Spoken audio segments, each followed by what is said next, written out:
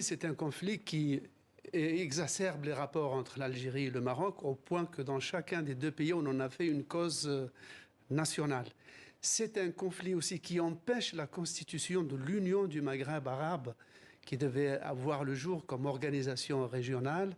Et c'est un conflit qui a poussé l'Algérie et le Maroc à se livrer à une guerre diplomatique à travers les 5 continents pour obtenir des reconnaissances du Polisario ou des non-reconnaissances.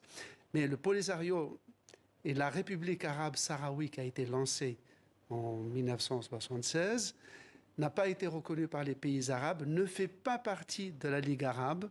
Seule la Libye l'a reconnu après, mais elle a dénoncé cette reconnaissance. En revanche, la République arabe démocratique sahraoui fait partie de l'Union africaine. Et c'est ce qui a conduit le Maroc, en signe de protestation, de quitter l'Union africaine de 1984 jusqu'à 2017, c'est-à-dire 33 ans avant d'y revenir.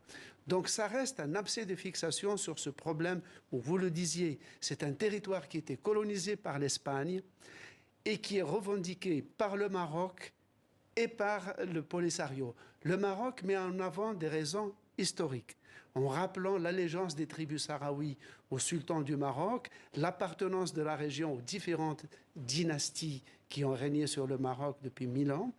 Le Polisario, lui, met en avant le droit international, à savoir que depuis 1963, l'ONU classe le Sahara occidental dans les territoires dits non autonomes, c'est-à-dire dont les populations n'ont pas la capacité de se gouverner à elles-mêmes et donc qui est appelé soit à être décolonisé, soit à avoir un référendum pour décider de son avenir. Donc voilà pour les solutions qui sont possibles, envisageables. On va revenir sur ce congrès qui se tient aujourd'hui. Brahim Rali, donc soutenu par Alger, semble assuré d'être réélu. Mais aujourd'hui, que représente le Front Polisario? Est-ce qu'il y a un avenir politique? Alors, il représente le fait que, d'abord, il a une population de 100 000 réfugiés à peu près qui est établie dans des camps de réfugiés au sud de Tindouf, au sud-ouest de l'Algérie où a lieu le congrès. Donc c'est une organisation complètement originaire du Sahara occidental, mais qui est totalement à l'extérieur du Sahara occidental.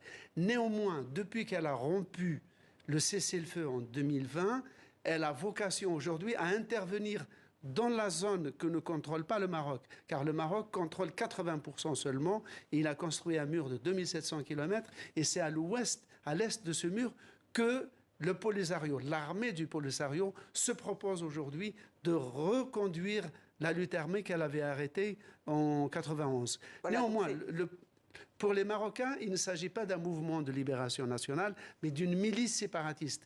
Mais beaucoup de pays comme Cuba, l'Afrique du Sud et d'autres pays pensent que c'est un mouvement de libération nationale. Donc on voit qu'il y a vraiment, c'est très clivant comme sujet, donc le Sahara occidental, ouais. Et nous suivrons donc cette réélection. Merci Slimane pour ce décryptage.